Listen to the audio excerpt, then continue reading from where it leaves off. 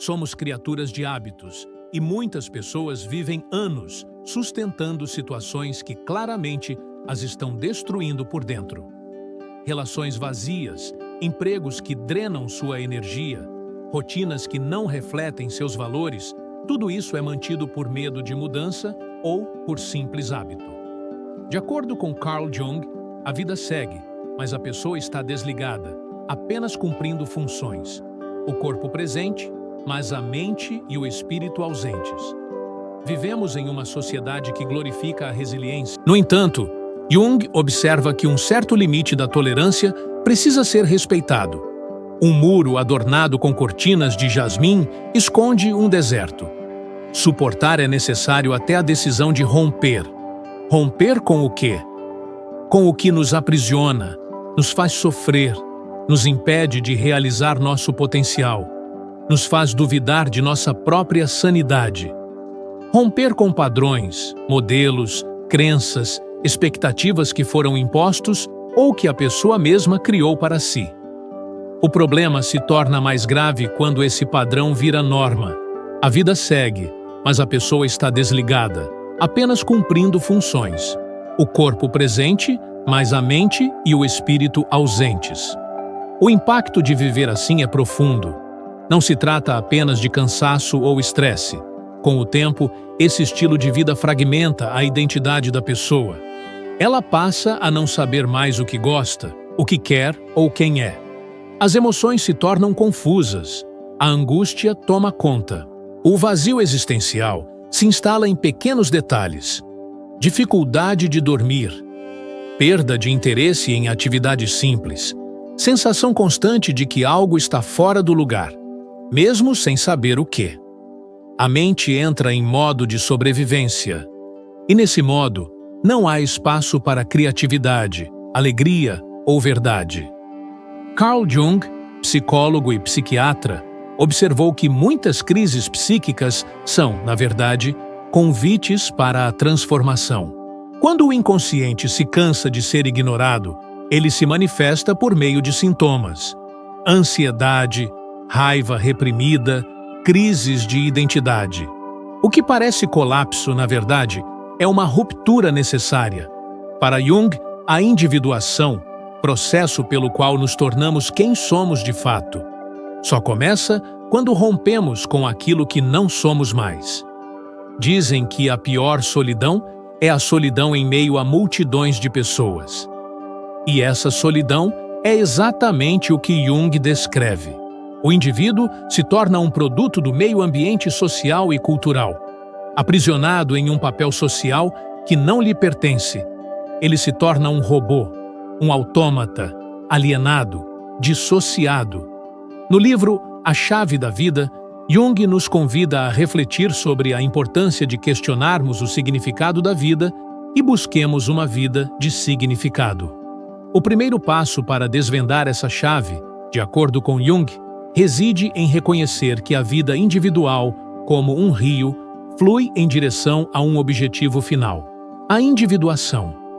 Ele nos convida a olhar para trás e frente, para entender a história e o propósito da vida. O indivíduo busca se realizar, encontrar seu lugar no mundo e integrar seus opostos. Encontrar o eu, o indivíduo, o self.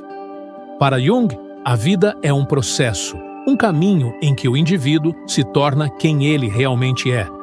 A chave da vida, portanto, reside em seguir esse fluxo natural, aceitando as fases e desafios da jornada. A chave da vida reside em seguir o fluxo da vida, aceitando suas fases e desafios. Dizer chega é o início dessa ruptura. Não é uma reação impulsiva.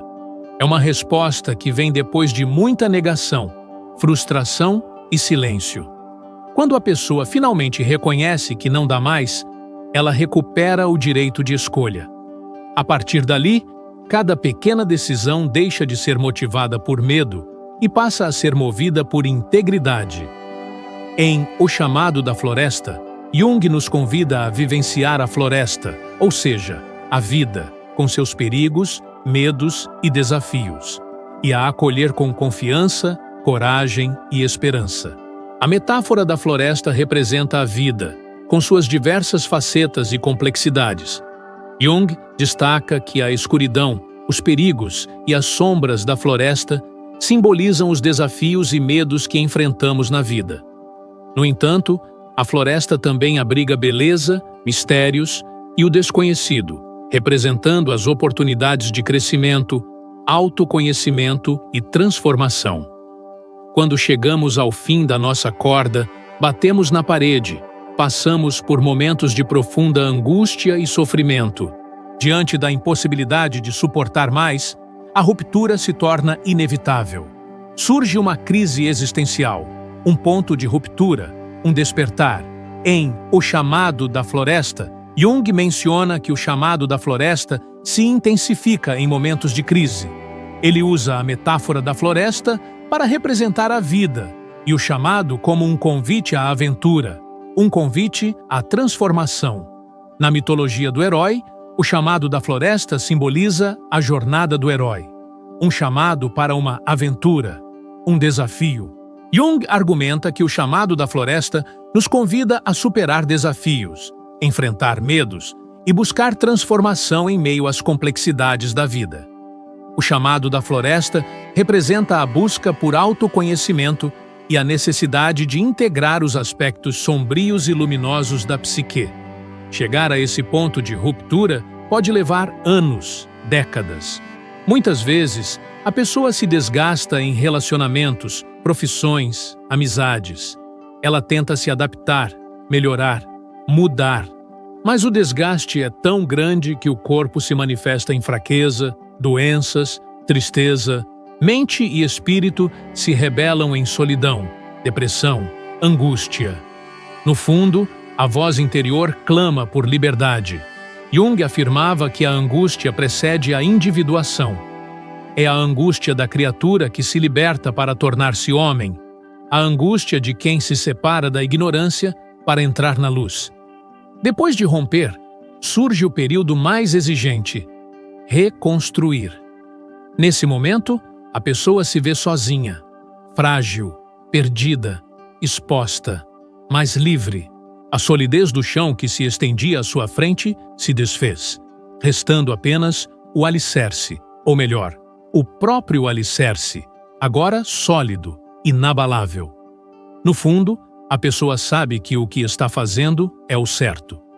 Mesmo sem ter todas as respostas, o medo de perder o que conquistou a impede de recuar.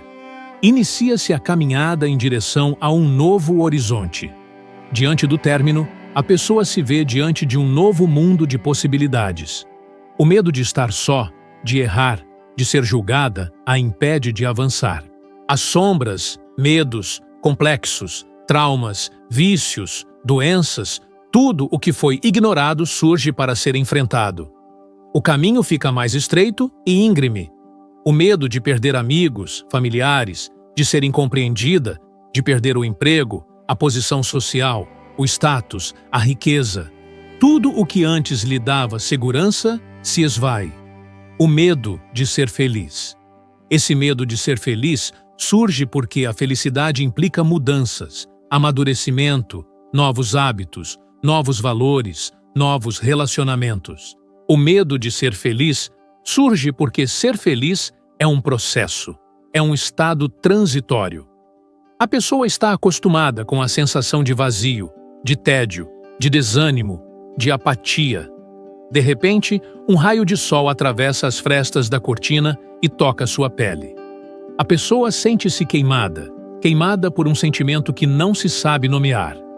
Após o rompimento, a reconstrução se inicia. Exige coragem, paciência, discernimento, persistência. O caminho se torna mais tortuoso, desafiador, árduo, mas a sombra se torna mais leve, menos opressiva. A intuição se aguça. Surgem novas ideias, novos projetos, novas conexões, novas perspectivas. A pessoa se sente mais leve, mesmo quando enfrenta dificuldades. Inicia-se o processo de cura. Hábitos nocivos deixam de ser repetidos. A mente se expande, busca conhecimento, autoconhecimento, novas experiências, novos aprendizados. Reconstrução se consolida. Com o tempo, essa nova forma de viver começa a trazer paz. As decisões ficam mais fáceis. As certezas se firmam. A intuição se fortalece. A pessoa se sente mais leve, mesmo quando enfrenta dificuldades.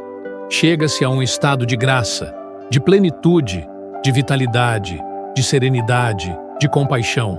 A pessoa transita por este mundo de forma mais consciente, ética, responsável, libertadora. Ela não tenta mais agradar, impor, convencer, dominar, punir, humilhar, manipular, explorar, competir, coisificar, descartar, aprisionar, destruir.